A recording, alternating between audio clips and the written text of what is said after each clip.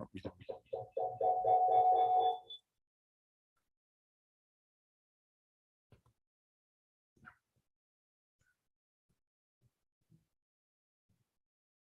my mic.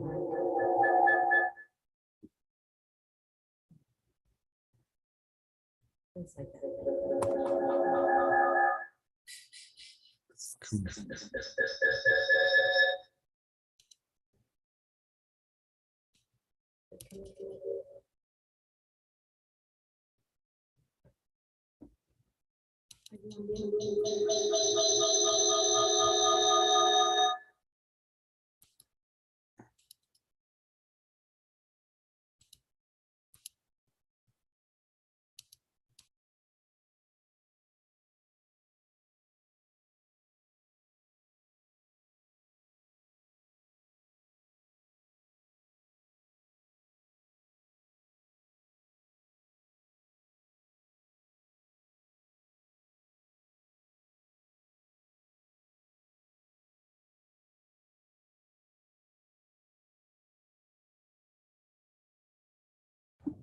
okay, test 1, 2, 3, no feedback. I So have the speaker off. I know, that's why I'm saying it's Do you have your speaker on though? my speaker's on. Okay. So on here it's fine. And then I'm gonna mute me.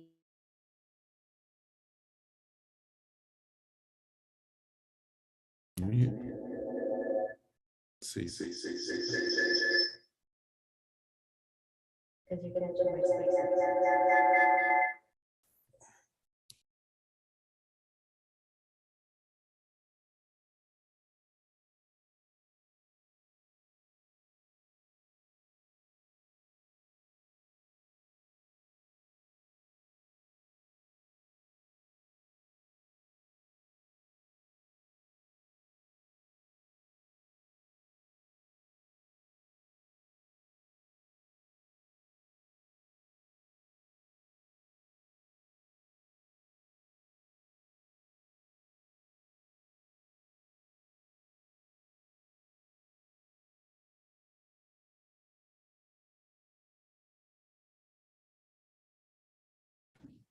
Okay, 1, 2, 3, and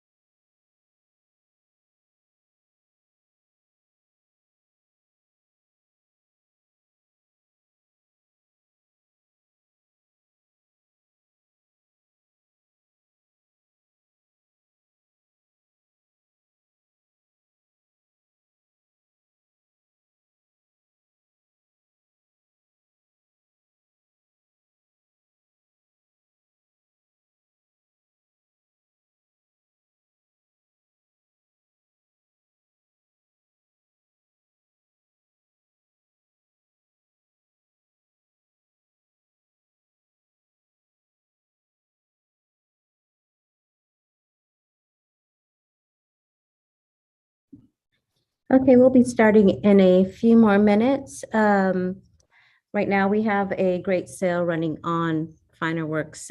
If you haven't had a chance to go to finerworks.com, we actually have 40% off our canvas prints, and that is going on through Friday.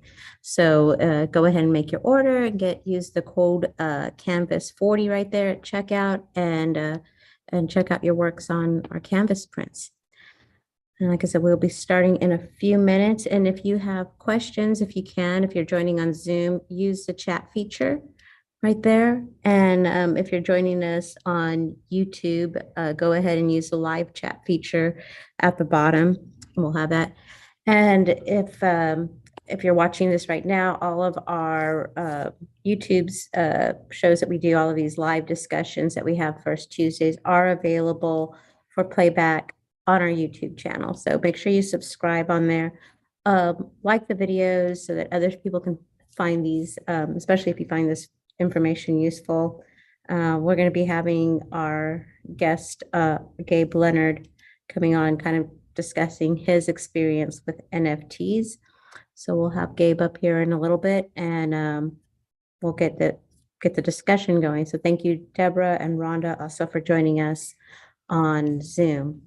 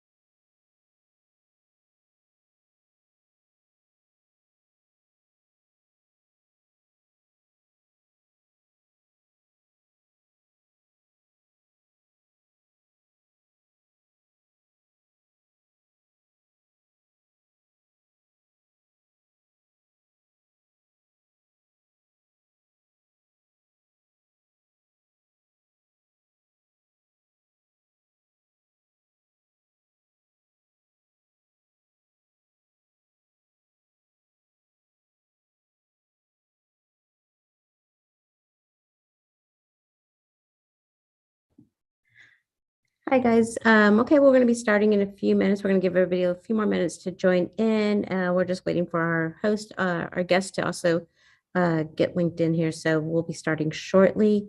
And like I said, if you have any questions, we'll go ahead and answer those too, especially if you have any questions with FinerWorks stuff on here. I think I saw one from Deborah. Just a FYI, guys, the best route at contacting support is going to be, what do you call it? Email customercare@finerworks.com. We usually try to answer in 24 hours of a business day. So if you send us something on Friday, we won't get it till Monday. And even then, our customer support's pretty good at trying to get through everything on Monday. They're here pretty late. Sometimes those replies, though, can go to your spam folders. So make sure to be checking your spam folders as well for replies when you contact our customer care thing. Our phone support, because we have just 2 agents right now and the sheer phone volume coming in, sometimes we're not able to answer. Also, we are on Central Standard Time, and our operating hours for customer service are 9 a.m. to 5 p.m. Monday through Friday. So sometimes we'll have somebody calling, late in the evening, it's on the other side of the world or something, but we are on Central Standard Time. So if you have questions, try to make sure you do that. I answer also with customer service through the same customer care. So I think Deborah was asking about contacting me. So it's the same thing. That's how come I say, no, we go in about 24 hours. Our emails are usually out there. So it took 2-3 days pretty much. I don't know what sRGB is. Okay. So she wasn't the sRGB person. No. Okay. So yeah, that's only email we got from yeah. And we could look, we're trying to search the emails for yours, Deborah, is it Deidre? Oh, there's one Thursday about DPI and prince receipt. Okay, that might be it. Is it and Deborah, if this was the DPI question? Yeah, Brandy sent her Deidre. with some screenshots. Yeah. Yeah. Brandy responded with some screenshots. Was that able to help you? I can go ahead and let me.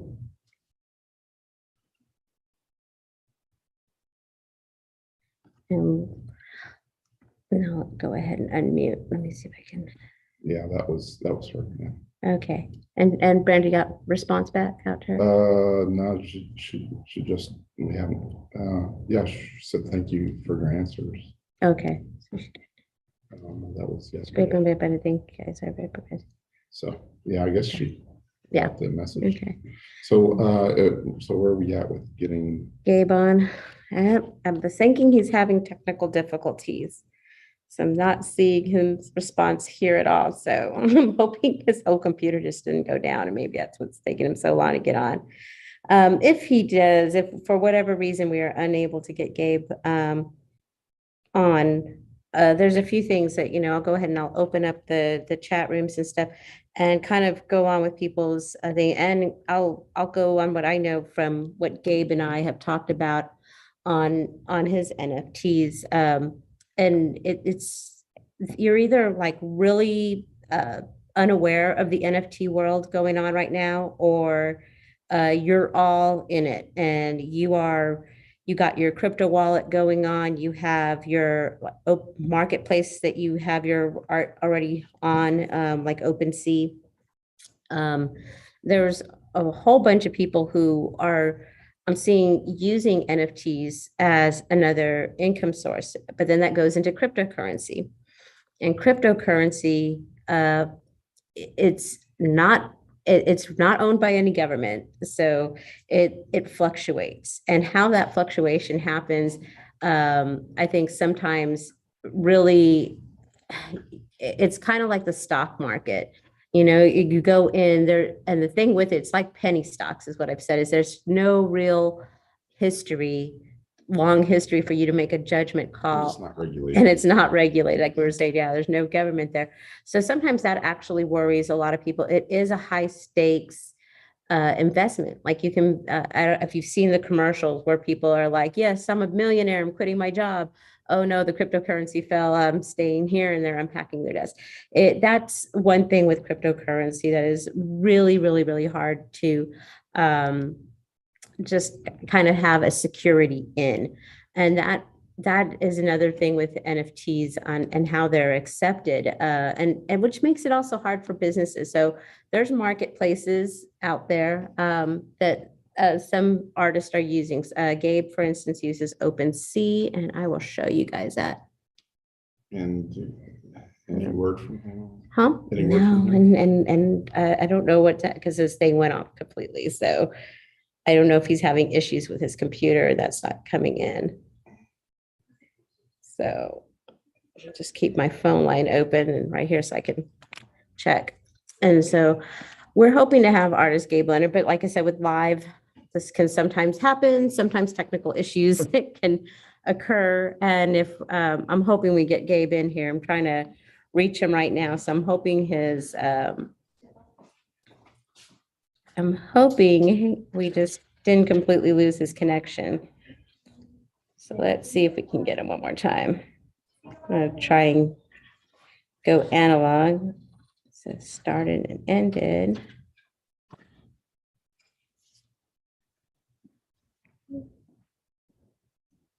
Let me see if he gets this from here. I'll try another thing here.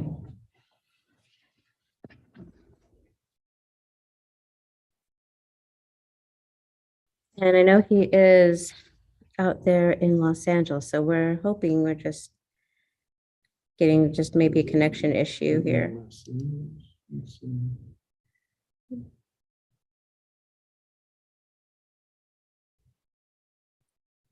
Oh, yeah. Yeah. So like I said, I'm hoping to get Gabe on, like I said, but if we don't if we have some technical difficulty, I'm going to open up the chat here. I'm going to go ahead and unmute everybody. And let me go ahead to security. Okay.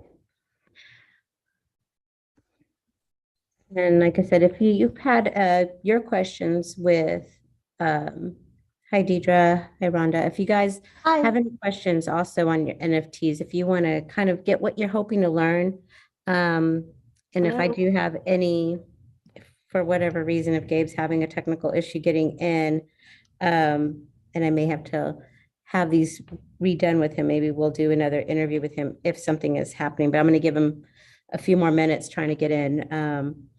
But like I said, if you have had your experience with NFTs, let us know what they are. We've had several people who kind of reached out on our social talking about wanting to learn about NFTs and how it can help with their art. And all of it starts in digitizing your art. I had asked Gabe what resolution he saves his things at, and they're not like a high res image. These are basically, I want to say he was saying like about 1,000 pixels or something like that. Yeah, it's viewable on there. So they're about an 8x10 is if you really wanted to take it and printed it and get detail, you're not going to be able to go that big.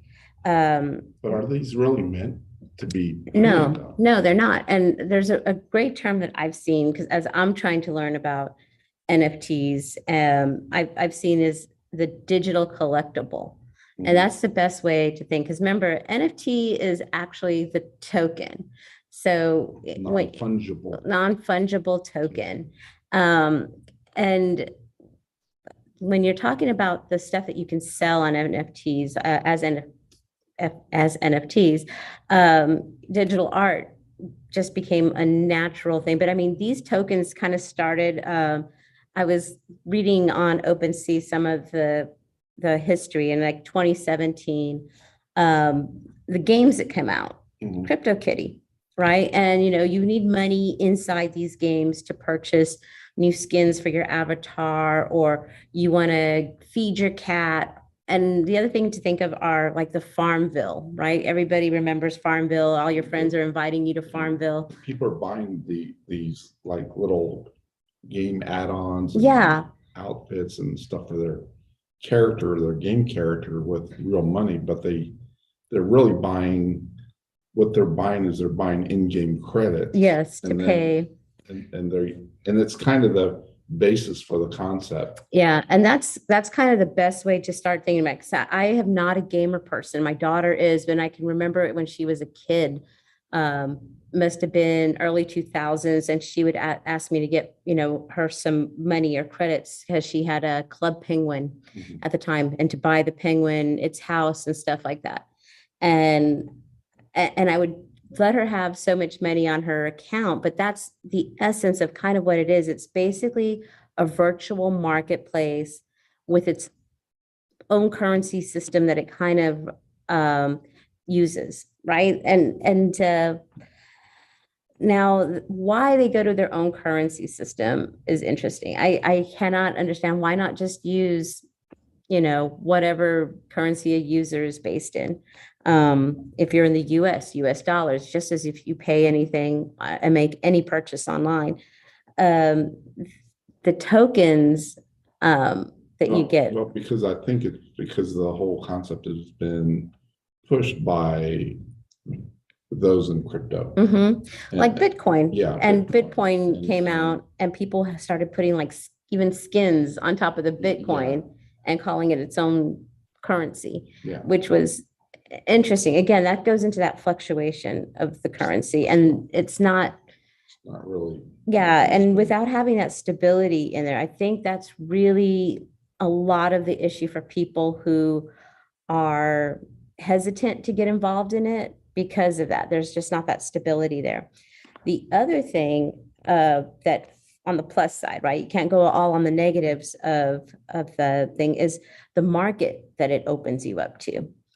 Some people have gone on with cryptocurrency as saying, well, here you are, you're basically opening yourself to a private exclusive club where you have people like celebrities, like, I'm trying to think of the big ones that were out there buying the monkeys icon stuff. But you have all of these celebrities and people who have a good amount of wealth who are able to drop 135,000 for one coin and then go buy a monkey image, a picture of the monkey, digital cartoon. And people say you think of that kind of as a ticket. Think of it more as a ticket of the thing, because you get access to chat rooms where, again, you're now going to be able to talk to this exclusive group of people. One of my friends was saying he met a really interesting buyer from Dubai, and the guy sent him, not in cryptocurrency, sent him real money and has been collecting his stuff. And I was saying, well, how did you start with that? Because it's like getting that bogus email, like, I am a prince from Africa that is willing to buy your art. I deposited 100 million. I meant only, and I need you to refund me 99 million of that back, That's true. I got 100 million. From a prince from Africa. It's more. And there is that. There's the anonymity actually behind some of it, but then you have, and I know all of this, the terminology can sometimes get a little same. So that's the currency part of it. Now you go into something like the marketplace, for instance, OpenSea. And OpenSea is like a central repository. It's one of many. Yeah, there's several out there. There's a lot of actually out there. Probably a couple dozen. Of artwork or sites that connect buyers of these NFTs with the owners, which should be the artist or the photographer. And but one of the things I've noticed, I don't know, you're not all necessarily seeing just, sometimes it's not always high quality imagery that's being sold at. It's like the ape one. I mean, it looks like it's a thumbnail almost. like an icon, an avatar icon that you could do in Microsoft, what it was, Microsoft Draw, the original program that came with Windows 3.5. So it's not like we're talking about big elaborate images. Yeah, they're not like. I mean, there are some, Yeah. but I mean, you don't necessarily see a correlation with the quality of the artwork and the price that it's fetching, which is the correlation is between or the quality of the image, actually. The quality of the image, yeah. The correlation, or even whether it's intended to be of high quality and printable quality. The correlation is how well circulated is that creator within that community of buyers. Does that make more sense? Yeah, I think, let's see what Deborah has. Deborah has a thing. Oh, Gabe is there. I see Gabe now. And he will be able to provide us, because we're just kind of talking off the top of our head. Yeah. He'll be able to tell us a lot more. Okay, I see Gabe kind of coming on here. Yeah, I asked him to unmute. Okay. Let's see. And I think he's still connecting. There we go. Hi, Gabe. Hey, for some reason, I thought this was at 6 p.m. Pacific. Oh, I thought it was at 6 p.m. Pacific time, 8 p.m. Hold on one second. Let me turn me up. All right, Gabe, can you hear me okay? Yeah, can you hear me? Yes, we do. Awesome. Glad to have you on here. We kind of just started a little bit of our conversation about our, learning NFT world and stuff, and trying to understand cryptocurrency, and we're talking about some of the kind of the back end story of people who've used cryptocurrency in things as early as games, when you want to buy something like an avatar skin. So you kind of had digital currency already kind of going there. But we're glad to have you here. I want to kind of introduce you a little bit here. And Gabe, this is James. I don't know if you can. Can you hear me? Can you hear James okay? Yeah. Hi, James. Hi, Gabe. Nice to finally actually heard a lot about you and from Melissa. And I want to personally thank you for taking time to do this. But this is the whole concept of NFTs is something that we're seeing more and more people inquiring about that to us, maybe not necessarily in relationship to what we do directly, but just because we are, in the art world when it comes to, working with artists and photographers. And so when Melissa said that, you have some experience with NFTs, we thought, okay, well, we really need someone that has that experience to kind of give us, help maybe eliminate some of the confusion, because we'll talk to people based upon what we've read, but not really from personal experience that we can say, yeah, do this or don't do this, or, I'm sure there's a lot of just misconceptions about NFTs as well. So we'd like to just open up for you, just, Yeah, sure. Yeah. How did you get started with this, and what does it mean to be doing all this, right? Gabe, I've known for a while now. I met him at Art on Fifth in Austin when I used to work there, and we would sell some of Gabe's prints and originals there. And his oil paintings are amazing. I've become a huge fan over the years. I love his Desperados and his Outlaws, the female characters in those series. And, Gabe did really, I loved seeing his hand embellished KLAY prints. So we started a little bit of conversation with that. And then over the pandemic, everybody was kind of in their spaces here. I just recently got to run into Gabe again, and we started talking about his NFT, because I follow him on Twitter, where he does a lot of discussion there, and on Discord. And the conversation that we had was so interesting about how you're utilizing your NFTs kind of as this new stream of income than just your traditional art sales for, originals and prints, something that you can touch and feel. So you're kind of into this virtual gallery world now.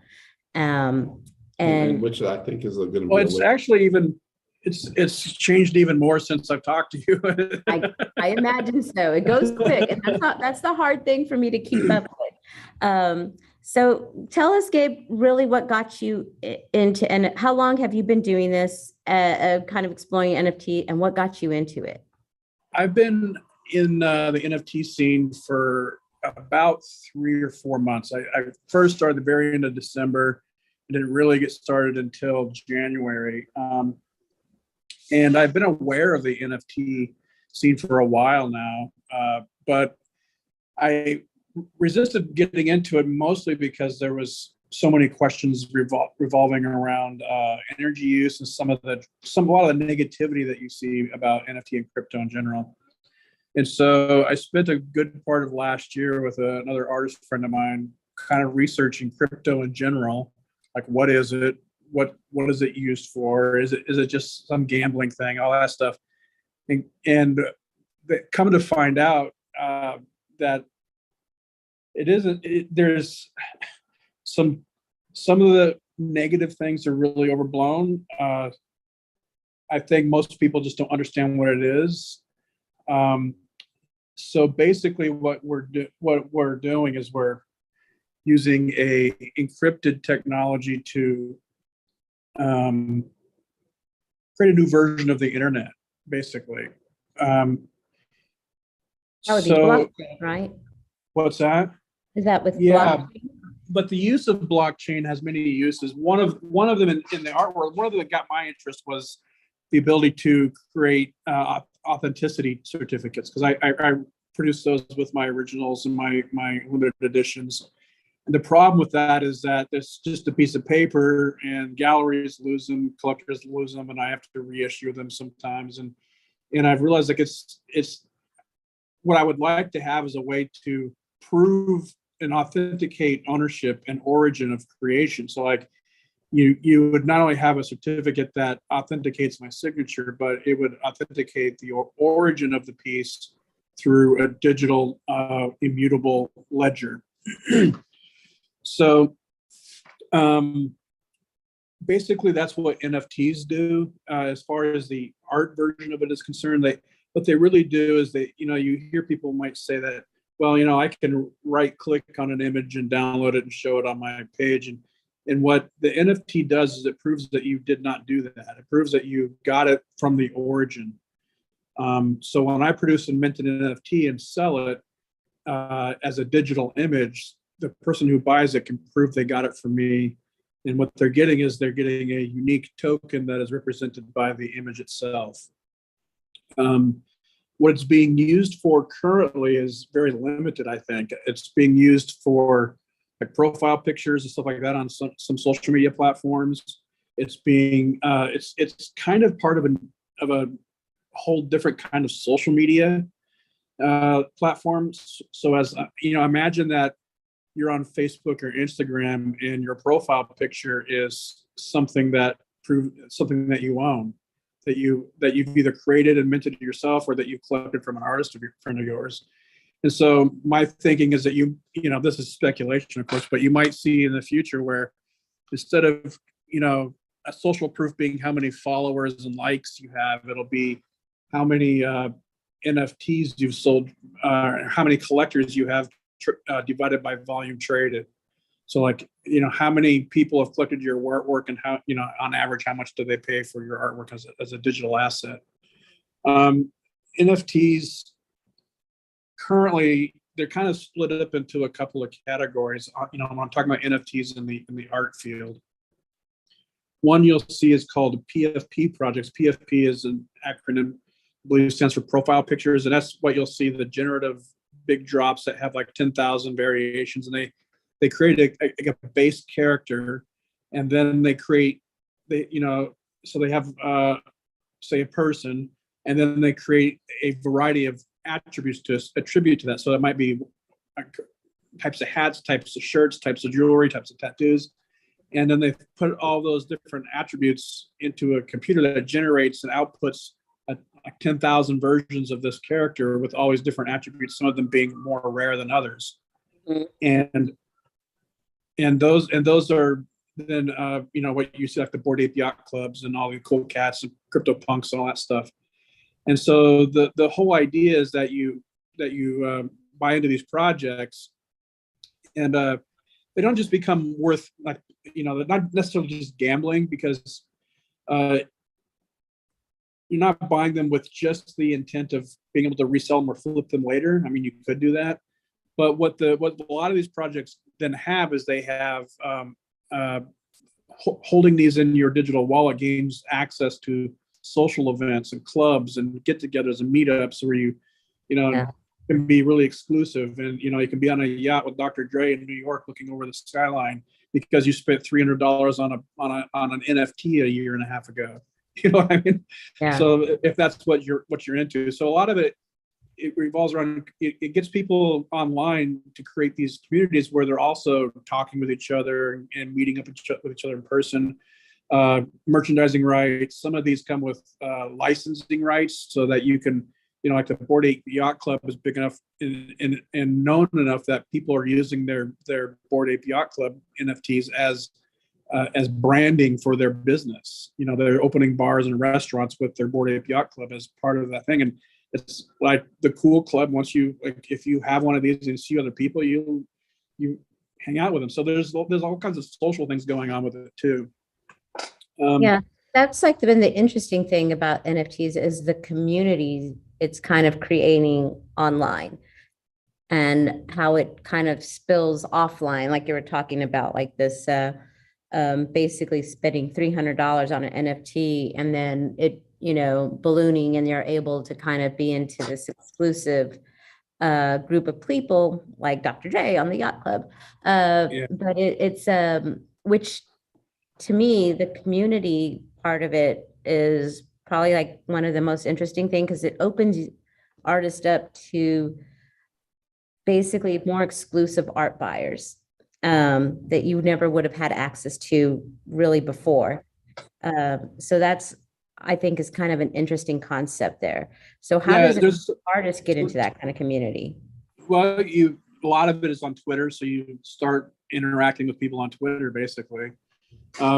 The art collecting that goes on. So there's a couple of different types of collectors, I think. There's a type of collector that is a flipper, and they buy into to whatever they think they can just turn around for profit quickly.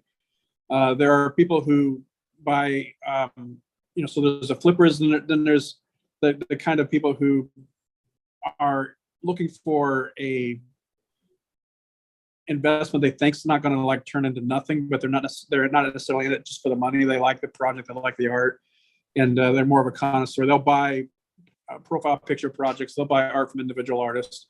And then there's the sort of fine art collector, and they're not so much concerned with if it's going to go up in value as much. They're the ones that buy art because they really like it, just like you would buy any art from an artist and hang on your wall or whatever. They buy because they like the artwork. What I think you're finding is that, where's it going to go with this? Yeah, so you have a couple of different, you have flippers, you have kind of connoisseurs, then you have the art collectors themselves who are buying art because they like it.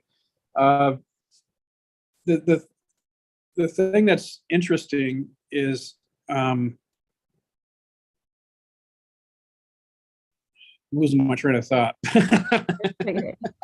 It's okay. Well, are the people participating that are buying NFTs, they're more the flippers, are they not? Which ones? The ones that are in buying NFTs, that they're more the flippers, are they not? Are you finding? No, there's a bunch of different reasons why people buy NFTs. Some of it is for the social community aspect of it. Some of it is for trying to flip and make a quick gain on something. And some of it is just because they like art and they like supporting artwork. I remember what I was going to say about what's interesting is that there's a certain aspect of collecting art that I hadn't thought of before, is that when you're collecting physical art, it takes up resources of space on your wall. It takes, you have to maintain it, you have to insure it, you have to, if you move, you have to transport it, you have to store it, all those things. And so collecting digital art allows people to be able to participate in the art market, collect and support from artists they like to support and collect from, and not have the material presence of the artwork in their life. So they have the benefits of being in the social community of it online without having to have the physical piece of artwork taking up their space. So it's a different kind of collector sometimes. I think there's a lot of collectors who both collect both physical and in digital assets, digital art. What the NFT has done is just allowed for artists who exclusively make digital art to be able to sell their artwork as art rather than having to work for a gaming company or doing work for another business, licensing imagery or all that kind of stuff. So it allows for people who have up till now only made digital work to be able to sell the artwork as artwork, which hasn't really been a thing up until this point because there's no way to prove ownership. And so nobody's going to buy something that they can't prove they own. There's a weird thing about owning stuff that once something can be owned, people will want to own it.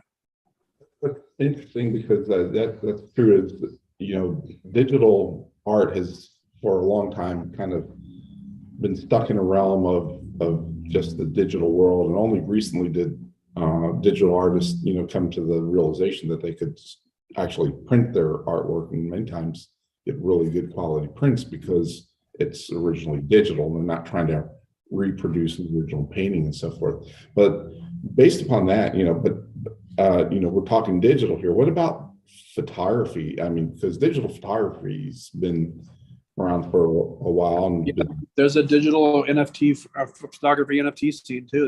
There's a few of them. There's one. Is that something you've seen gaining popularity with is for photographers? I think so. That and music. It's so brand new, all of this stuff, and it's changing so fast. It's you can talk to me in a couple of months and it'll be completely different. Yeah. It's weird how fast things move. Where I see things going, I see NFTs being used as a ticketing system a lot. So same thing. You can go to, so instead of having to go to Ticketmaster, you can buy it directly from the artist who sells the tickets themselves, or the performer or the venue or whatever it is, and you can then resell those tickets back and forth. That's one thing I see it being used for. I'm seeing it being used for authenticity tracking for luxury goods, like think of Rolex watches and Gucci bags that can easily be counterfeited, but it'll be harder if you can have a QR code attached to the item that tracks its origin back to the factory it was made in by the person who put it together. So it's going to create some security around those kind of things. On the art side, I mentioned earlier that there's a kind of a big change going on in the way the internet is structured, and that has to do with crypto itself. So we're going from, I don't know if you've heard the phrase Web3. So Web3. Oh yeah.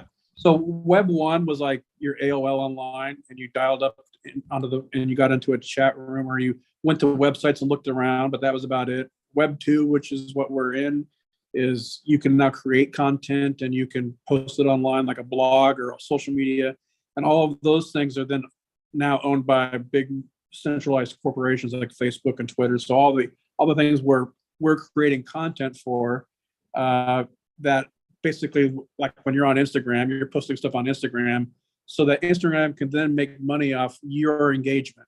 So they're basically farming your labor and your effort to create interest in yourself. And then they're not really, they're paying you with propagation. And you have no say in what Instagram does or Facebook. You have no ownership stake in it unless you buy their stock in their company, et cetera, et cetera. But Web3 is doing is it's allowing the content creators to own what they're putting out on the web. So when we're building a network, we're building it from peer to peer. We actually have an ownership stake in the network. And so what I'm looking at doing is, a lot of what happened during the pandemic is I started getting into digital 3D modeling to create references for my paintings. Like I needed trains and different things, and I couldn't go out to the locations, or think everything was closed. So I started creating the 3D versions on my computer and learning how to model it. And what I also found out is I got an Oculus VR headset, and I started going into virtual reality scenes. And what's I think is going to happen, it's not going to, I don't know that it's going to be mainstream, but you're going to see, I believe, a lot of augmented reality, virtual reality, games, movies, social media things. And that's when we hear about the metaverse, that's where a lot of that's going to take place. It'll be digital playgrounds, basically. So what I see going forward is making assets and making things to be in those spaces. So imagine taking my noir series and making a speakeasy that has games you can play and different things, or a whole town with buildings with different parts of my art. Or even the paintings that I've done, I'm making digital models of them that you can then walk around in a room. And if you like it, you can then buy it as an NFT and have it in your place, and you can own that digital asset, and then you can sell it later if you want to sell it, that sort of thing. So I see it more as like there's all kinds of cool things to create and new things to do. NFTs will be tied into that. Crypto is kind of the spine of it as far as how the system operates, the incentive part of it. And then right now it's kind of like I remember when I used to go to the library to get on the computer, to get on the internet. Yeah. And that's kind of where we're at right now. It's just like really brand new stuff. So it's hard to say exactly where it's going, but I think it is a great avenue for artists to get on. It's like when I started, I had to go outside and do it in real life and go out. I went out to the boardwalk in Venice and sold it on the street and went to festivals, and I hustled in real life. Not everybody can do that. People have, anything from disabilities, physical disabilities, to emotional or mental issues that make it hard for them to go out into public and deal with lots of people at once. People may not have the time. They may, have families and other things. So this allows artists who otherwise didn't have access to a broader public to have access to a broader public to, present their artwork and offer it for sale. So anybody can get on and present it on Facebook or Instagram, but this allows you to present it and offer it with a price tag to people for people who otherwise wouldn't have that opportunity. Yeah, so I got a couple questions. I really like the concept of it being utilized as a digital certificate of authenticity, and having come up with a certificate system for our own customers, which does involve an actual physical piece of paper.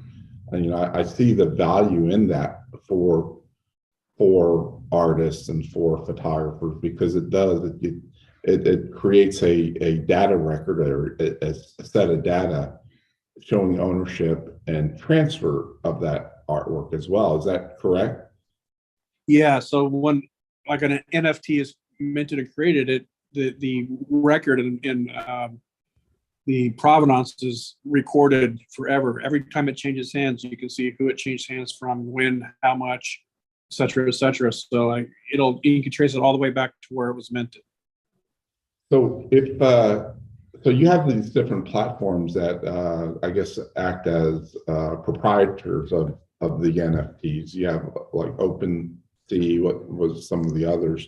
Now, are they in anyhow connected? In other words, or does it remain only on that platform? It's on the chain on Ethereum. So technically, if you sold it on or bought it on OpenSea, you can sell it on other platforms on the same chain. So like if you mint something on OpenSea, I don't believe it's locked into OpenSea forever. I haven't really tried to sell or take an NFT to another platform. The main difference between the platforms is how they're structured, or curated. So OpenSea doesn't have, it doesn't require you to be approved, or get an invite or anything like that to mint there. Plus, OpenSea has what's called lazy minting, which means it doesn't cost you anything to mint on their chain, on their platform. There is a one-time setup fee when you connect your wallet to the website for the first time. They charge a fee for that. But after that, you can mint and list for sales off as much as you want without paying the gas fees. And all those fees are then paid by the buyer. Another. Yeah, can you explain some of the terminology there, Gabe? Like mint? Minting is when you create the NFT. So like minting a coin. You're basically stamping your artwork into a coin. So that's like uploading the photo, providing details about who you are as the artist, and yeah. When I create the NFT, I upload the image, the title, and then properties. I put properties such as like my name, the year the painting was created, the size the painting was, the kind of file that it's associated with, which is a JPEG, what resolution it is, what pixel size it is, what color profile it is, all that kind of information that somebody might want to know about what it is that they're buying. And then you can put a description. I put like a little quote or something with it. And then once it's on OpenSea, you can then edit and change that until it's sold. Once it's sold, it's burned into eternity. So the other, what's that? Yeah, go ahead. So another platform that I've been on is called Foundation, and that required an invite from somebody that was already on the platform. And on that one, it's more curated, so you don't have as much sort of riffraff on there just selling a bunch of garbage. But you have to, the person minting the artwork pays all the minting fees and all that, so it can be kind of expensive. But theoretically, you should have access to a higher quality of collectors who are collectors that might go there because they don't have to wade through all kinds of nonsense to find things they like. And then there's up the ladders like Rarible, Nifty Gateway, Maker's Place, and Super Rare. And some of the, like Super Rare is one you have to be invited to specifically. It's very difficult to get onto, and but it has for individual artists, there's a lot more as far as like per NFT. There's a lot more potential to make bigger sales there. You'd mentioned for kind of like the foundation, or which one was this one's kind of a little bit more exclusive, because I was thinking when I first learned about NFTs is what's to prevent like someone to write an algorithm, write a script to generate digital images and generate this content and really just I don't want to say overload, but really just kind of saturate the whole NFT marketplace and make it more. That's what I'm envisioning in the future could potentially happen, or do you know if they're safe? Yeah, well, what you're saying is kind of already happening. That's what the profile pictures are. They have it's called a generative project.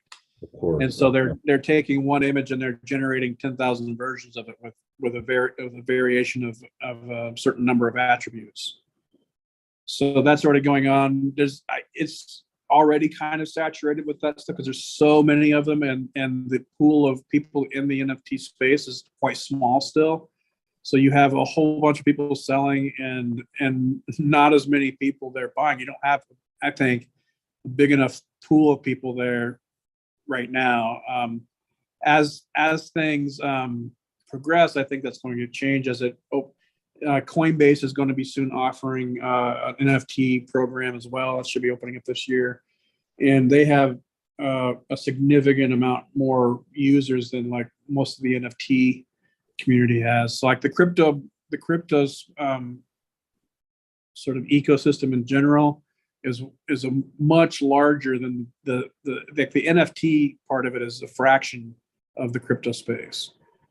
And I think the thing that's keeping people from really jumping into NFTs is a few things. One, it's still really confusing on what it is, and it's hard for people to get their mind around. And the only way I really got my mind around it was I just jumped in and started doing it. And then it started to click. And then the same thing, with minting and selling it, but then I bought a few, and then I started to understand why people are doing this, because I had a hard time understanding it myself. So that's how I figured it out. Yeah, and I see it more or less as a data set, or as a record. And I think, I guess people have different uses for it, but I think when it comes down to it, is you're creating a set of data and attaching a value to that data, which is but it's more than that. It's ownership. It's proof of ownership. And I think that's where artists can really benefit from this, is because the days of registering your artwork with the Copyright Office of the U.S. Copyright Office, or trademarking. I mean, isn't this? It's almost like this is really kind of taking. It could be used for that. I think. It's not in place of it yet, but it definitely could be used for that. Mm-hmm. So there's a couple of things that are, I wouldn't say problematic, but something to think about is like, once it's out there, it's not retrievable. It's like jumping off a bridge. You can't unjump off it, right? Unless you buy it back. I mean, like, you can sell an NFT, and then if you want to get rid of it for whatever reason, you have to be able to get it back, buy it back, and burn it. The other drawbacks. As far as getting into NFTs, I think what's keeping people back is there's a lot of hurdles to get into. First of all, you have to know what Ethereum is, or crypto coins are.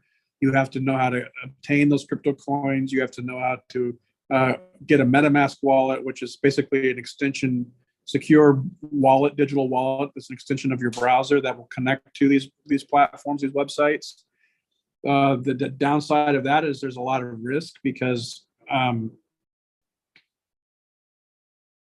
you sign on to these sites, just like, when you sign, the user agreements, you just click agree and you never read it. That's caused people to lose their ass in the crypto market. They sign agree and they lose their $300,000 board ape because they signed a malicious contract on a NFT platform, a smart contract. There is lots of scammy things going on in the scene. I think if we get more regulation from the government, that'll help. It'll help keep people from getting scammed out of stupid things like phishing, and just like you can get scammed in email phishing, and click on a link and then get your computer compromised. The same thing can happen with your wallet. So there's no insurance from the government like there is on banks. So you've got to be your own bank, and you got to be really on top of your own security. So that's one issue to keep in mind. I think a lot of that is what's keeping the broader population away. Is there's the hurdle of the technological hurdle and understanding it, and then the fear and concern for security, that they're not going to lose their money and that sort of thing. It's not that difficult to do. You just have to be vigilant, and not clicking on stupid links and all kinds of other things. But it happens to people. There are sort of protocols and things to do to keep yourself safe from that. But that's something you should definitely be considering if you're getting into that market. I guess I think some other things. I'm kind of sharing right now, just kind of an infographic, kind of really simplifying the process of the NFT.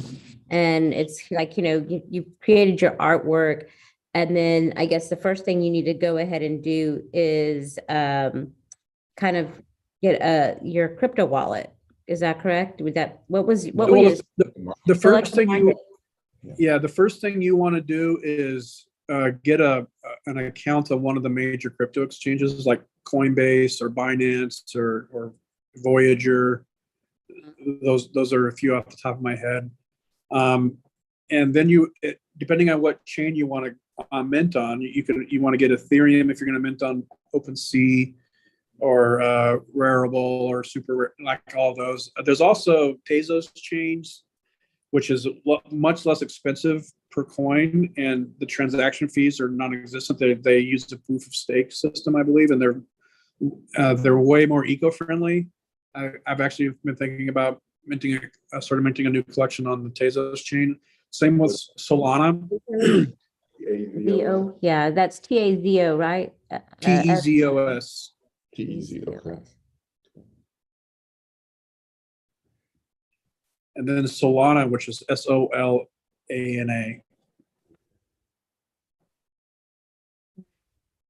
And those networks are energy efficient. They are quicker. They operate similar to Ethereum, but Ethereum is much slower, much more expensive, and much less energy efficient. Although Ethereum is supposed to be going to Ethereum 2.0 shortly, which should take care of that, but we'll see.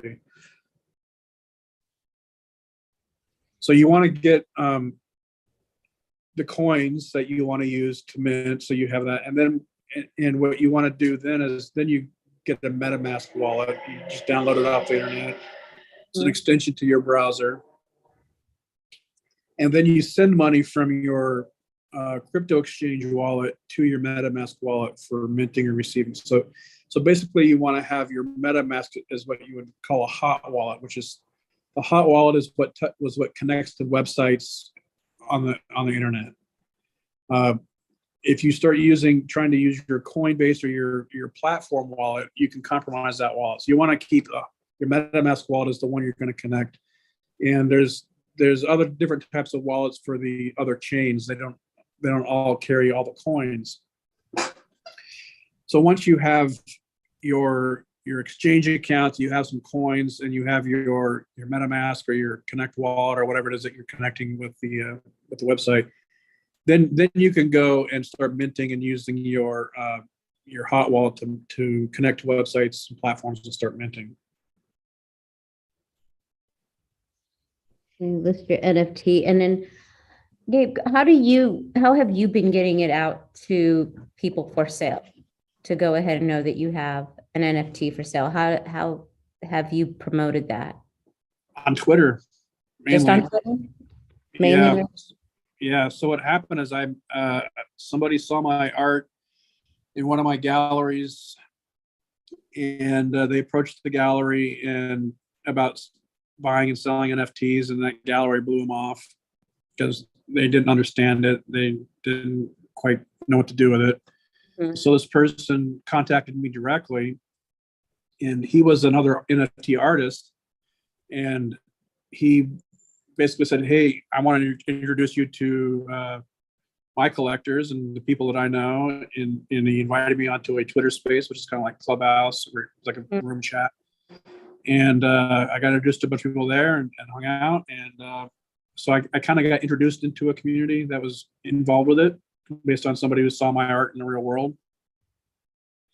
And then I just interact with people there. I get on Twitter Spaces to talk. I post my art there. I've actually spent more time there. It's weird because I've had a Twitter account since 2010, but I almost never use it. Yeah, because it wasn't really an art platform. Exactly. Yeah.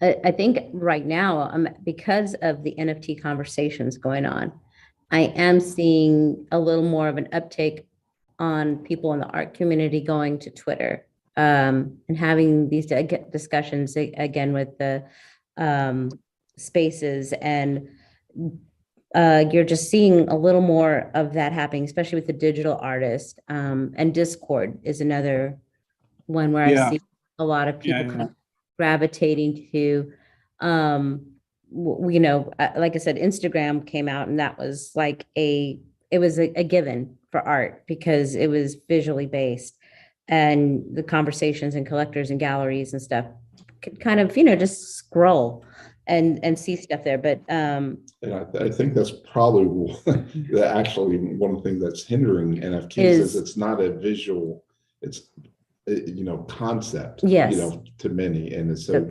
creating that visual concept is I think the challenge, but I think it's starting to happen now. Yeah, it's starting to. again, so new. It's still, like you're saying, changes within like a week's time. You can have a lot of changes happening. Did you see the question that No. Deidre asked about Let's see. I think it was kind of touched on, Gabe. Yeah, I think this is. So one of the viewers was asking, I was thinking people will be in the metaverse, and you hear that in the media a lot, that, you know, the metaverse is kind of the wave of the future. And I think we're talking about Web 3.0, or at least, you know, some rendition of metaverse and Web 3.0, et cetera, is some kind of co-joined in some respects. But yeah, you know, people, the metaverse people, I think the way it's being portrayed, and I think it's being portrayed a little bit narrowly by the media, is it's going to be this imaginary virtual reality world, but it's going to be more than that. But and I think you touched on that. It's going to be an opportunity for artists to be able to put their work up on display in these virtual worlds that people create, and people will be able to not only, if they go to your virtual world or they go to a virtual world, they'll be able to see it and be able to actually, you know, buy it and so forth. And I think that's what you had kind of alluded to earlier. Is that correct? Yeah, when you go to some, so there, I don't know if you have an Oculus or a VR headset, but I recently got an app called Vios from Facebook's Metaverse, and they're almost like begging people to create stuff. And it's crazy. You go in there and you can spawn assets and different things and make, you know, you can see how artwork could be on the wall. You can go into rooms that look like boardrooms and meeting rooms, and you can start envisioning like, oh, people, if we ended up in another pandemic situation, could meet virtually in a virtual room with avatars they've created that look like themselves. And, you know, and you're wearing a VR headset, and if you've ever interacted with other people playing a VR game, you can actually see them moving around and some of the same body language that they were if they were there, and you can hear them talking in your ear, and you can see them in front of you. And so it's like a better version of Zoom. It's really crude looking right now, but there's, as I've gotten into the digital art making part of things, that's, you know, set aside trying to make, you know, digital art for NFTs, but there's a Unreal Engine. I don't know if you're familiar with that. It's a program that you can use to make realistic movie sets. They have something in beta right now called MetaHuman, which you can create real looking human people, and then you can change their attributes and make them look different. What's that? I'm old enough to remember the first version of that engine and playing around with the development kit that they built. And it was built for a game called Unreal, actually. Yeah, it's so crazy now. You can build like what you'd only be able to do if you were a major movie studio with a huge budget, you can now do on your desktop. And that's how crazy good it is. Yeah. Wow. And it's going to open up, a lot of people creating really cool stuff, because now they have these tools that allow them to do it.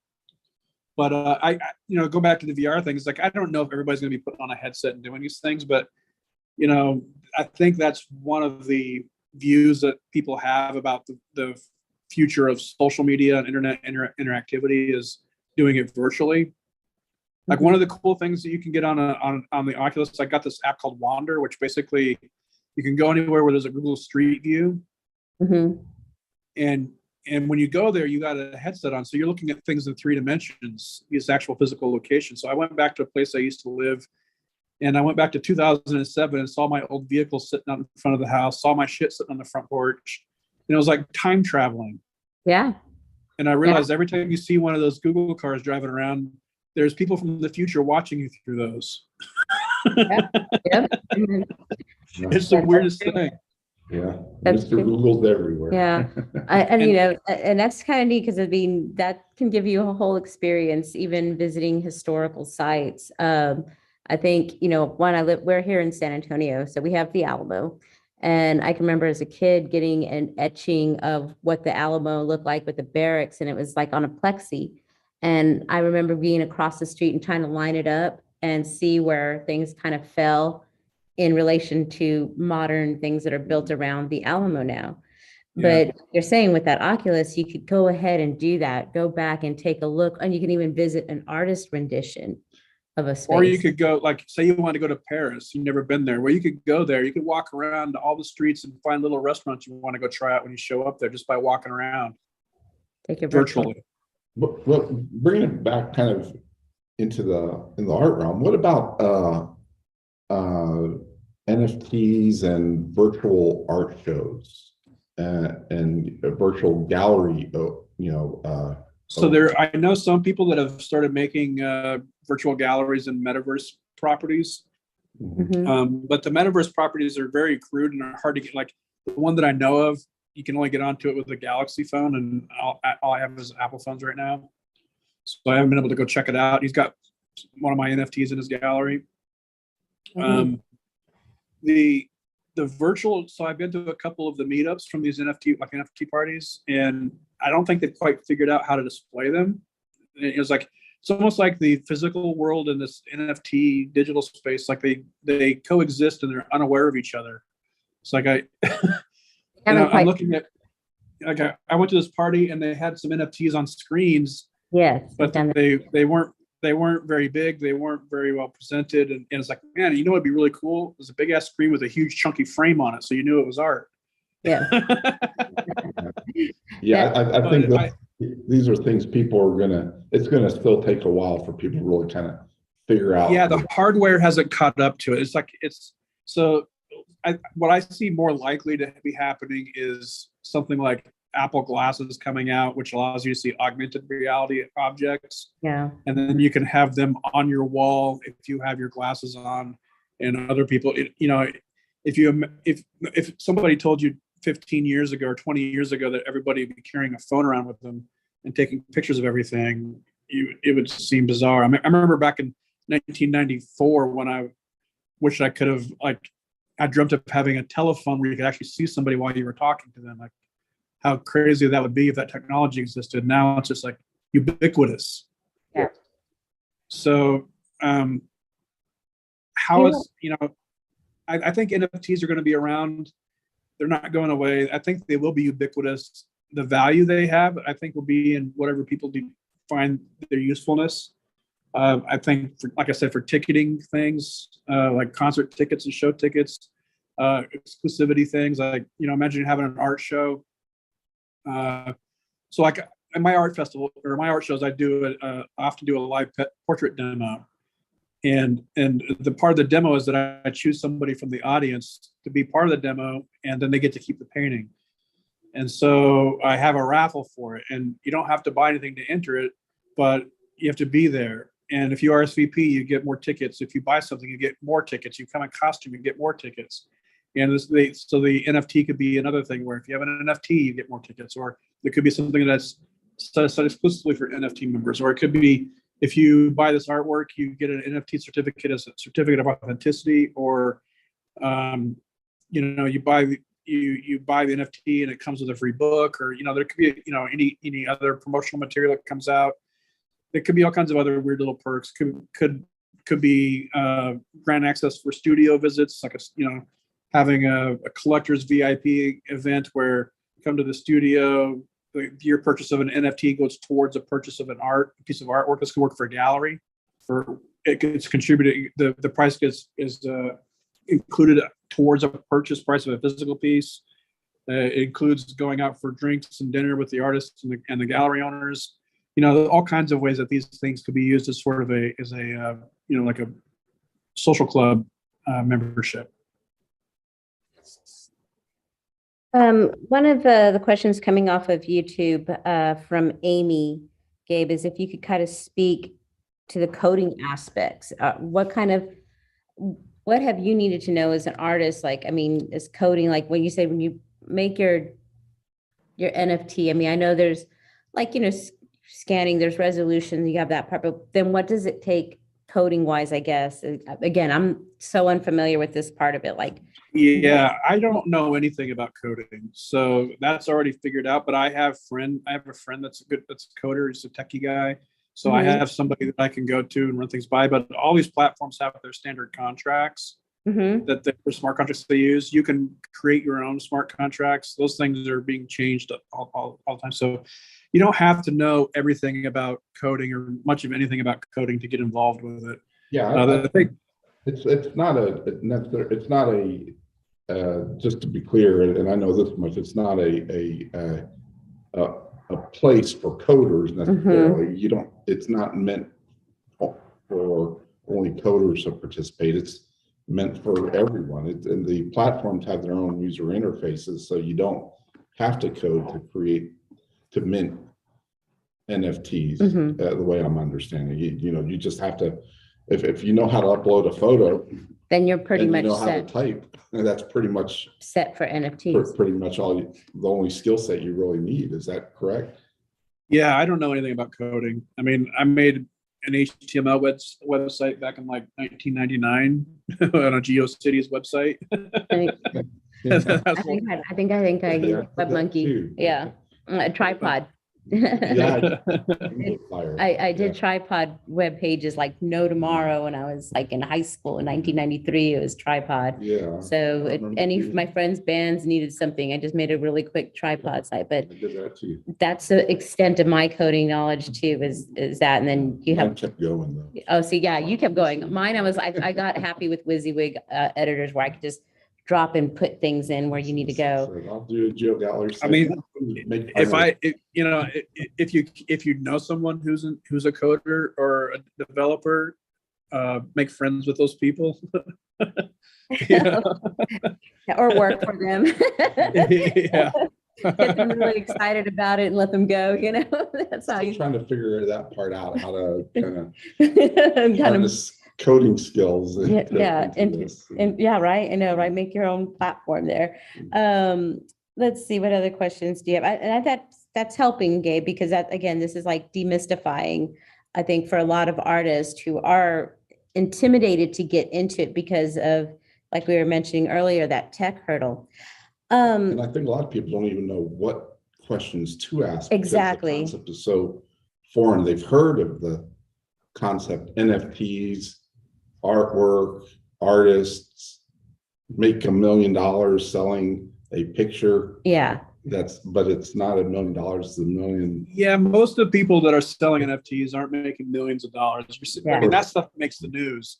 But most of them are just regular artists. A lot of them are just starting out. A lot of them have been artists that worked in, they've worked as artists that worked in animation or worked in other fields, as a job. And there's a whole variety of skill levels and experience on the art side of things getting involved in NFTs. And some of them are doing well, and some of them are struggling. Right now it's been pretty slow in the NFT scene. It's kind of down right now, even from when I first started, which doesn't surprise me. I mean, regular art sales goes in cycles a lot of times too, so it's not anything to be too worried about. But I think if you're an artist wanting to get on, it's accessible. It's right there. You don't have to get a display system. You don't have to haul your paintings in a van anywhere to put them out in front of people. You don't have to do any framing. If you have access to the internet and you have a digital scan of your artwork, you can put your artwork up and offer it for sale right now. The one advice that I would give is that you don't just put up everything you own all at once. Some people might think this because you don't want to have a bunch of unsold stuff floating around on your page. It doesn't look good. But my thinking is a little bit different than that. One of the reasons you don't want to put up everything you have and maybe just trickle it out is if you give people too much to choose from right off the bat, people won't make a decision. Like if you have 50 different images to choose from and they're all available, people will not know what to make a decision about, and they'll just say, well, I like it, but let me think about it. I'll come back to it later. Mm-hmm. And so it's sort of this paradox of choice, because the more choice people have, the more they start to reason that they could have made a better choice than the one they did. Yeah. So I would suggest to, if you're starting out, to get onto Twitter, make some art friends, look up NFT stuff, start interacting with people, find people you like, and start talking about your NFT, put out 2 or 3 at a time. And when you're doing on OpenSea, you can do additions too. So when I put up an image, I sell 3 of it, or 5 of it, or 7 of it. So you get each one is an individual token, but it's represented by the same image. So it's like selling prints of your artwork, and that allows you to get more collectors. Like say you have a really popular piece, it allows a bunch of people to collect it. So it gives more people access to your artwork. I think, especially if you're starting out. You can do it that way, or you can do what's called one of one, which is you put out the image and there's only 1 token associated with it, and go from there. On the pricing, I would start as low as you reasonably could, depending on your, if you have a history of physical world art sales, that might help influence what you're going to do.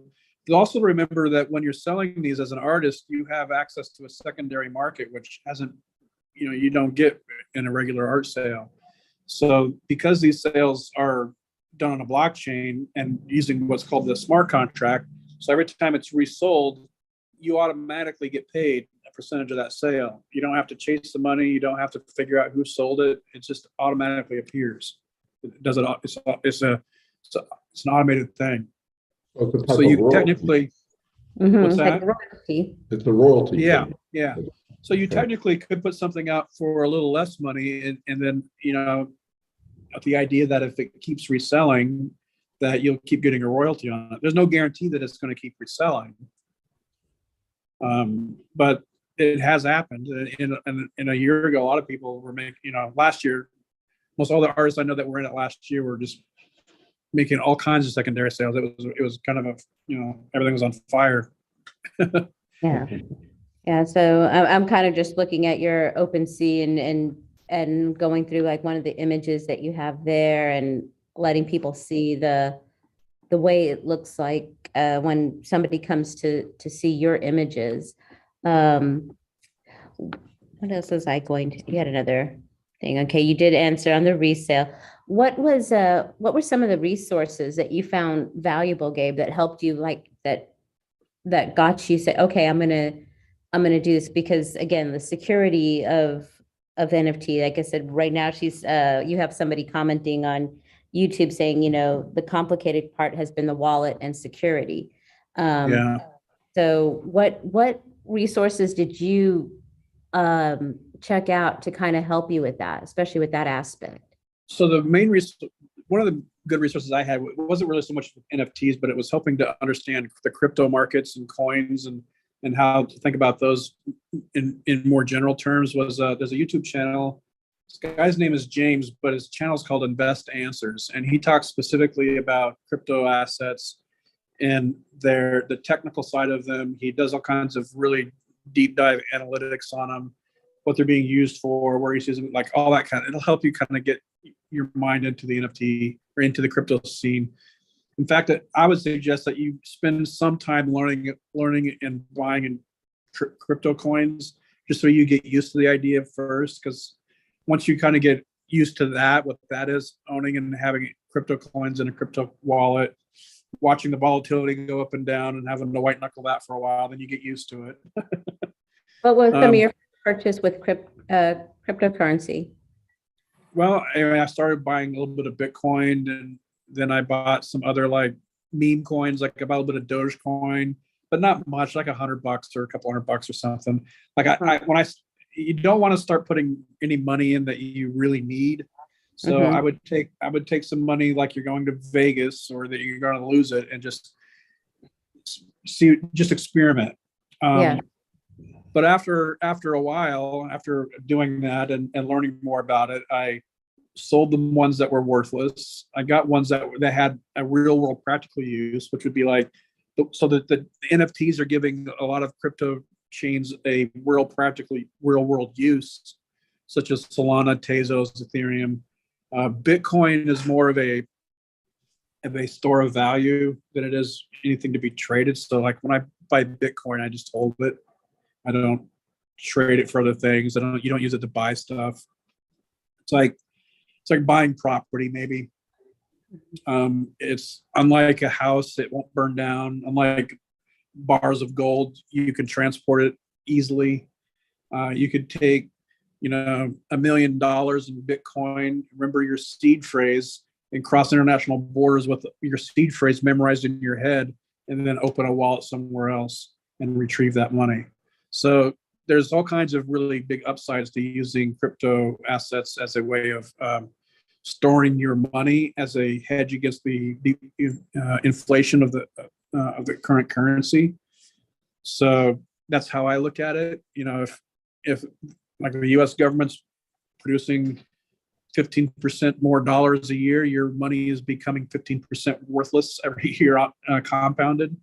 So if you buy an asset that's going up over time faster than the inflation rate, then that's where you want to put your money. And that's what you're thinking about, big money. But so that's one way to think about it, is that you're buying assets to hedge against the volatility or inflation or deflation of some other asset that you could be holding.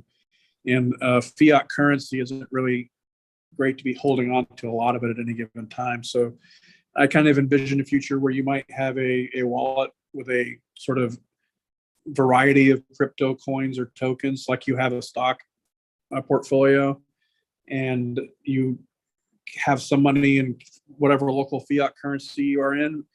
And then when you go somewhere and you need money, you convert it into the local fiat currency to make a purchase. And then money you're making, you convert it into crypto assets. So that's kind of how I see it. Let me ask them, and I just came to me, and you might not know the answer, and maybe no one's really even thought to ask this question, but so here we have a picture of like Clint Eastwood and so forth, and I doubt that would be a problem. But what if, like, let's say think of something more like, let's say a picture of that an artist does of say Mickey Mouse or a Marvel character, A licensed character? Yeah, but it's, how does, have you heard any stories about how, all the complexities of copyright when so according, I'll give you the short answer. According to my attorney, I'm okay. The long answer, the other answer is, it doesn't stop anybody from suing you. Like, it was one of the concerns I had about putting the Good, Bad, the Ugly, because that was the first ones I mentioned and dropped on as an NFT. The thinking of it was that it's a well-known genre. People would recognize it. It's my take on it. It's not from anything, it's obviously from the movie, but it's kind of stylized in my version of it. I'm leery about doing that with other things. It is a concern. So I wouldn't suggest doing it for anybody else. I have a high tolerance for risk. so I've done lots of risky things in my life, and some of it I've gotten away with, some of it I haven't. So I'm guessing that it's probably nothing's really been set in stone about that as far as within, that concept with that, not necessarily personally, but with other artists and. So there is some legal cases I am familiar with. One of them was involving the Three Stooges estate, and an artist was sued for using the Three Stooges, and that artist lost because basically all it was a picture of the Three Stooges exactly like they appear in a specific photograph, and it was just trading on the Three Stooges. And another one was the painting of Tiger Woods, where Tiger Woods sued an artist, but the artist, he sued him because the artist was selling limited edition prints of a painting he did of Tiger Woods, and the artist won because the artist it was viewed as a First Amendment protection of satire and social commentary. So you do have protections on what, using those kind of things. Mickey Mouse and Disney, if you're using it as satire and lampooning Mickey Mouse, you have absolutely every right to use it. That won't stop Disney from suing you or pursuing legal avenues against you. If you're just drawing Mickey Mouse and selling Mickey Mouse pictures, that's probably another story. So I'm guessing that the same thing that governs what we artists can and can't get away with and say print and other, formats also is going to pertain to NFTs. I'm sorry, I didn't. I'm guessing the same sort of, what an artist can and can't do, in the physical world, and, with prints and making prints and selling artwork, that is going to also apply when it comes to intellectual property rights and so forth in the NFT world. Is that correct? Yeah, it's going to be interesting to see how it gets worked out, because there is no cease and desist. Like, those pieces are sold and I can't do anything about it. Yeah. Yeah. And they're on the blockchain. They're there forever. It's kind of the Wild West, no pun intended. Yeah. Well, that's a phrase that's used a lot, and people forget that the Wild West involved the massacre and eradication of Native Americans. The buffalo were killed and murdered and destroyed, looted like many. It was a scary, frightening place. Yeah. People say Wild West and they chuckle, but Wild West was no joke. No. All right. Well, I mean, like I said, Gabe, a lot of these things have been out. Can you kind of talk about, when you and I were talking, some of the conversations you're having with physical galleries about carrying your work and about accepting cryptocurrency? Like, what kind of conversations have you had? So far, kind of limited. Couple of galleries, at least one has been like, well, they had somebody wanting to pay with cryptocurrency, and the gallery is not set up to do it. It's too risky for them. They just don't know. I think that's kind of the indication I'm getting from most of the galleries is it's too out of their wheelhouse. They don't understand it. The technology is confusing. It's risky. They don't themselves have an audience to sell it to, so they're probably, hesitant to invest into a NFT collection when they don't have an audience to sell it to. They don't know which ones to buy. They don't know enough about it. Mm-hmm. The other side is there. I think there is some interest in it because it's a huge art market that they're missing out on if they're not involved with it. I think that the galleries are in the middle of trying to figure out how they fit into all this. Mm-hmm. I see that what's going on in the NFT space, people like to think that it's, finally the artist can sell without selling to directly, through galleries, and they can get all the money from the sale. But what they don't realize is they're selling to people who a lot of times are speculating. A lot of people are collecting for the intent because they like the artwork, but also because they maybe want to sell it in a year or two when it goes up in value. And in that sense, they're selling to the modern day internet gallery, which is just the collectors are turning into galleries themselves. So you're selling to somebody who has the intent of reselling something. It's the same thing as the gallery. So what the gallery has that other collectors don't have is a physical space in the real world to present those NFTs and the physical art. So I think I think you'll see galleries start selling NFTs with artists they have in their physical gallery that are doing both NFTs and physical artwork. I think that will probably be the first step you'll see. And after they get a taste for it, you'll probably see them carry NFT artists in their gallery that are exclusively selling digital artwork. Because galleries up until now haven't been able to sell digital artwork, and this will allow them to do that. I think it's going to change the way they have to think about operating, because there will be no consignment of this stuff. There's no need for it. Mm-hmm. So they're going to have to buy it up front. Some galleries do that already with physical artwork. So that's another thing that might be holding them back. A lot of them, some galleries do that. Some of them just absolutely refuse. I had a gallery in Georgia recently that wanted to carry my work, and he picked out a bunch of artwork, and I got it put together, and I sent him an invoice, and he clutched his pearls and was like, I cannot believe in all my years I've never had to pay for artwork up front. And I'm like, well, let me know when you change your mind. And that was it. Yeah. And Like, Would you as an art, would you right now would you sell one of your physical oil paintings with NFT? Like if somebody said they'd go ahead and they'll pay you in cryptocurrency, Yeah. would you be able to do that? And Yep, I could do that. I would do it. Somebody wanted to pay with Bitcoin or Ethereum or Solana, I would take Solana too. You know, because you can take that coin and you can send it to your Coinbase and cash it out. So, which I do a percentage of all my sales for taxes because you're taxed on the exchange rate at the time of the sale, as far as I understand. So, you got to be smart about what you're doing with that too, because you could sell something when a coin's worth $4,000, and then when tax time comes around, it's coin's worth $2,000. You're gonna have to pull out your entire amount of coin just to pay the taxes because you didn't set it aside to begin with.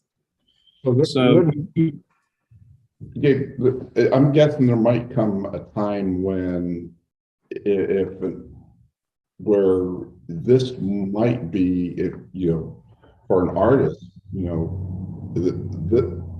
if they're not engaged in this format, then they may be losing out on a lot of opportunities where there might be a buyer that or buyers that's all they want to do. If they want to purchase something, they want to buy with crypto, and this is the ideal format for that. And yeah, it's possible. There's not as many people out there wanting to buy stuff with crypto yet, I don't think. But people who don't know anything about it are rightfully so probably reluctant to take crypto payments for things. But once you got a little bit of experience with it, it's like you're not so scared of it.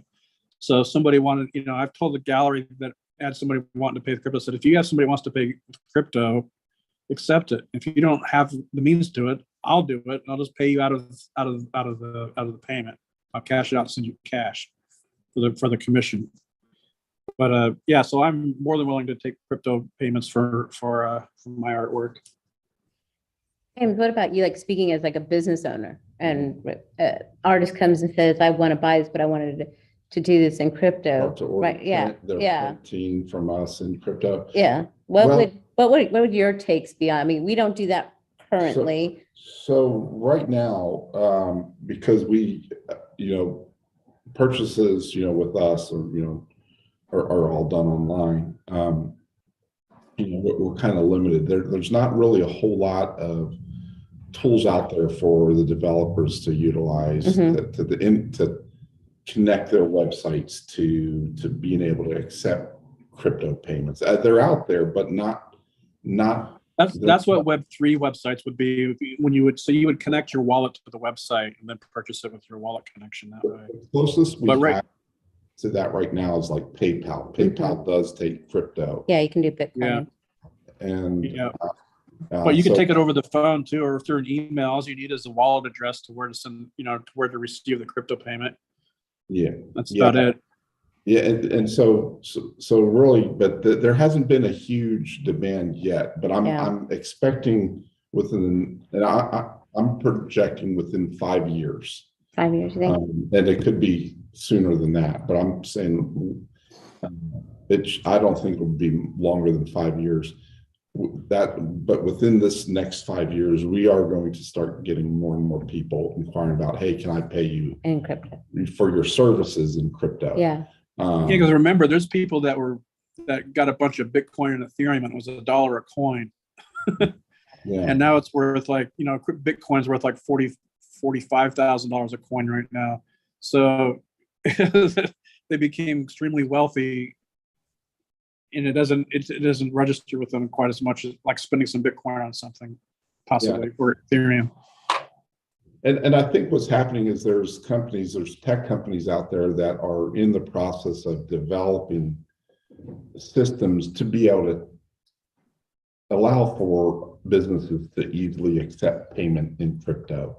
I think once those systems become more mainstream, connected with, selling platforms like Shopify or even third-party marketplaces like Etsy. I think Shopify does have some ways that you can pay with cryptos. I've seen like the symbols for cryptos as payments that they were willing to accept. So But that's a good indication that I think it's right around the corner for more businesses. We don't operate on a Shopify platform. We use a payment processor owned by PayPal. It's not PayPal, but it's owned by PayPal. And I think and it's one of the main ones out there that e-commerce companies use. I think once that gets connected, then we'll start seeing more commerce happening with crypto. Yeah. It will be interesting And to then see. you'll see people wanting to order prints or prints on GeoGallers in crypto. Yep. So you might see a lot of people foreigners use it because they can avoid the exchange rate. Exactly. And that has been a problem for us, like especially with certain countries. I can't name just directly, but there's we do have contact with people from other countries that they can't order from us. They want us to drop ship their orders to U.S. based customers, but they can't pay for it. Yeah. I mean, and this could even help like right now, I guess in wartime where you do have,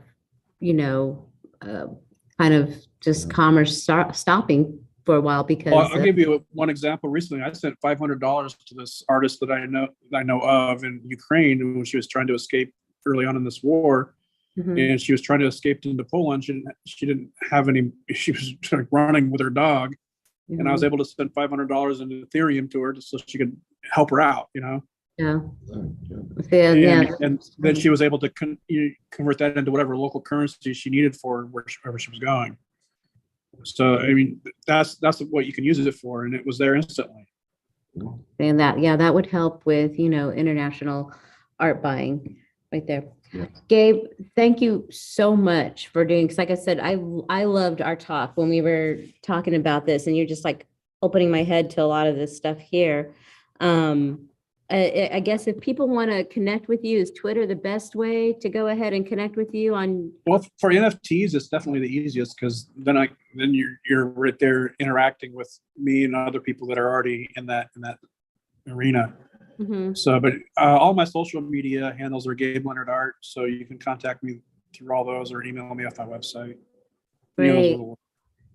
Yeah, well, we appreciate you kind of taking your time to just. I know you're always busy. I hope your hands are healing better. Yeah, it's looking rough now. It's like, I think you put up a picture that you had injured. Yeah, I had it covered up because I don't think people want to see my gashed open hand. I was like, oh my God, for an artist, that's like, I think that's like the horror picture of the thing right there. Just it is. What I've been doing for the last month is learning how to make stuff on ZBrush, which is a digital sculpting program. So I thought you were going to say you started using your teeth, but I was going to say, wow, that's some skill. So I think we'll get, this information has been so valuable. And I think we didn't have a lot of participants via Zoom, but I think we're going to get a lot of people going back and watching this on YouTube. Yeah, and you're having a couple of people there on YouTube who are watching through there. So my advice, in the nutshell, is don't be afraid. Do some homework and be vigilant, but the best way to learn about this is to jump in.